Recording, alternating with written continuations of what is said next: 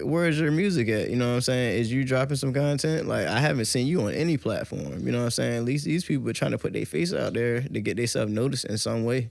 Like, you're not even visible. Like, so like that's just how I look at that. Like, I don't. They know me in the hood though, bro. Like I'm going up in the hood. Nobody knows you in the hood. Your homeboys won't even listen to your music, fam. Like, everything is algorithm based now. But the algorithm is changing so much.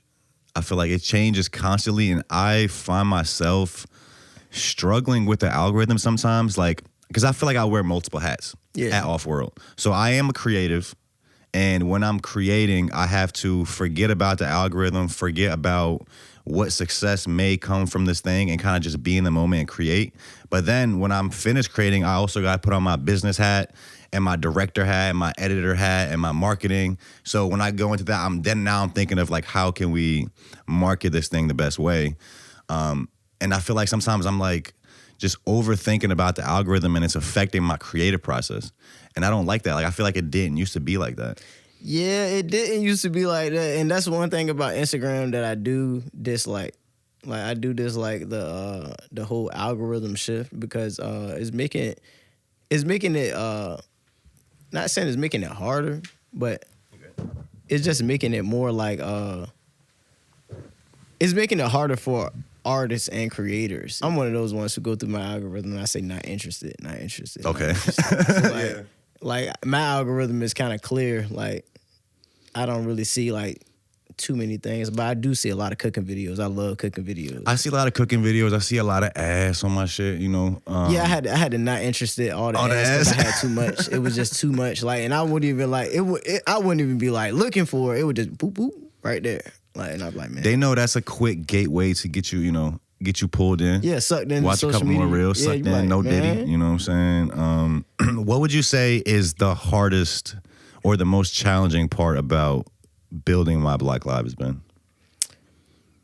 I would say just staying consistent, like, cause like being consistent with something, it changes the outlook and what you're really doing, like, cause like I feel like people like they'll take, you know how they say 21 days, it takes 21 days to make a habit.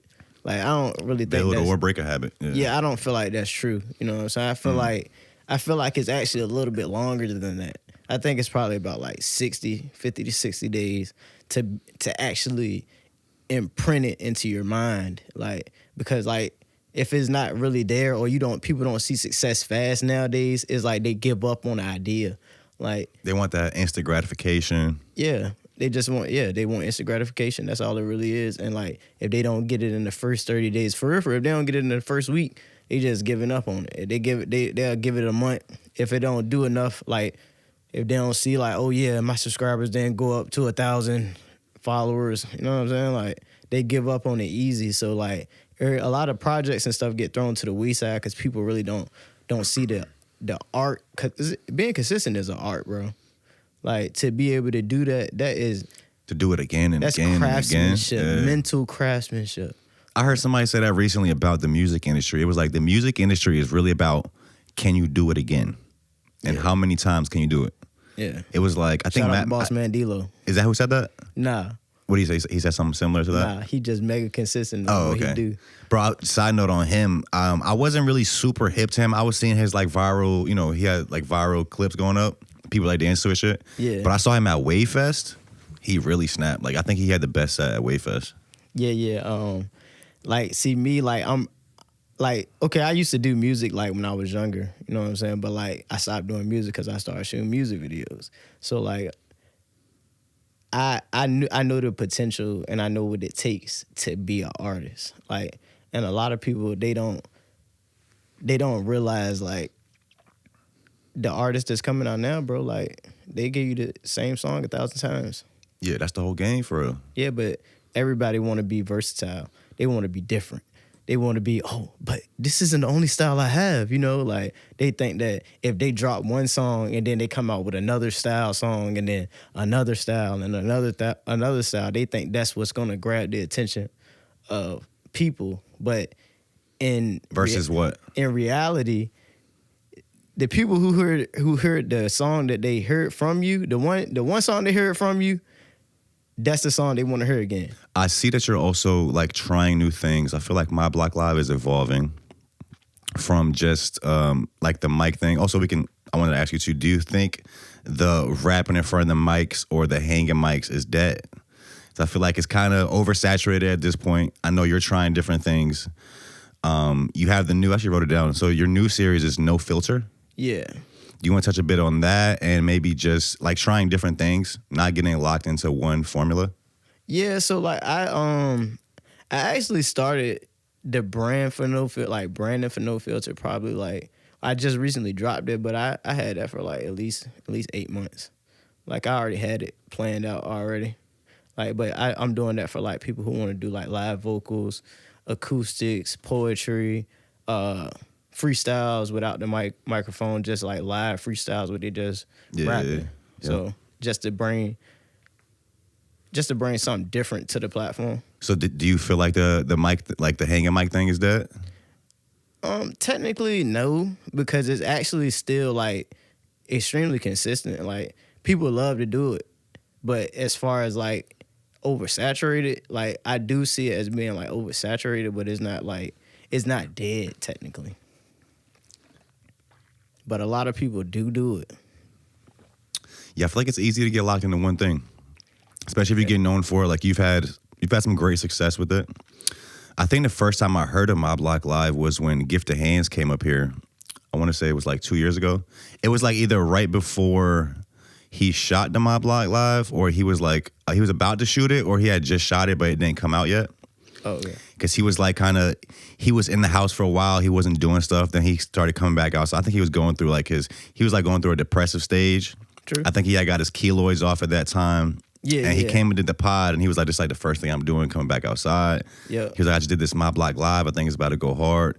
He played me Why Not Start like before it came out, and I was like, "Bro, like this," because I've been a fan of his for a few years, so I've heard his other music before Why Not Start, and I was like, "Bro, this might be the one."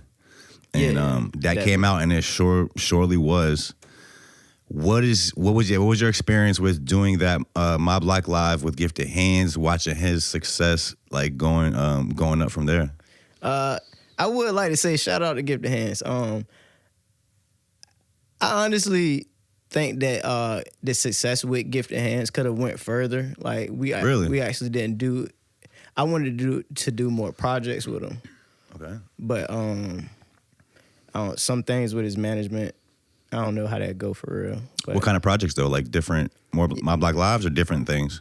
It could have been different things because I also do like Reels content too.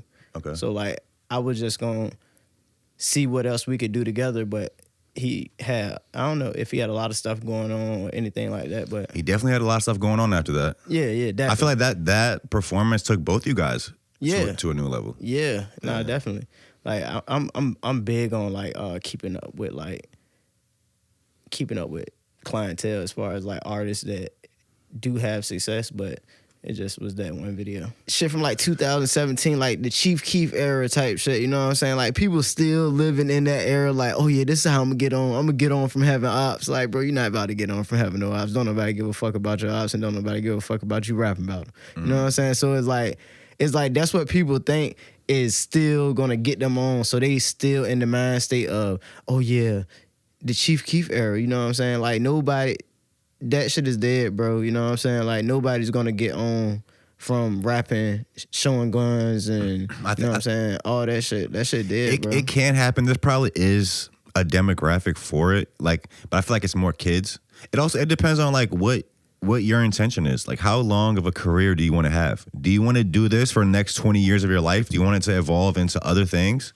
Or do you want to make stuff that the kids might love, like middle schoolers, high schoolers, but the thing is, they also phase out of that. It could be a middle schooler that loves that op shit, that whatever you just said, but now they get older and more mature. Now your fan base is over that. Like, so where do you pivot to from that? You have to evolve. I mean, honestly, bro, like the music, the most popular music right now is Afrobeat, bro. Instagram algorithm, YouTube algorithm. Afrobeat is it, bro. Afrobeat music is it, bro. That's what they're promoting.